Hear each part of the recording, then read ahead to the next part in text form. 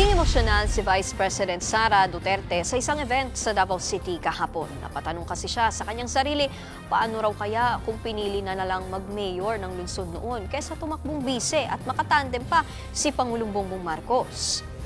Habang nagsasalita sa harap ng mga Davaoenyo, napapunas ng luha si VP Sara. Namiss daw kasi niya ang mga dati niyang katrabaho sa City Hall. Nagsilbing alkalde si VP Sara sa Davao City bago siya tumakbo at kalaunay nanalo bilang vice-presidente. Nakaingoy ko sa akong kaugalingon nga makaganganina, nakauna-una ko sa ako ang kaugalingon kung sa kahaon may dagan na lang ko o mayor, wala na lang ko ni dagan o vice president.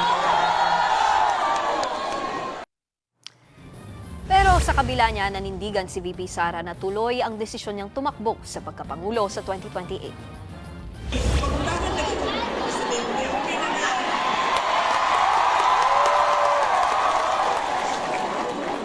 Okay na lang pagdagan sa presidente, nagkasinabot na taan ng tanan na dapat.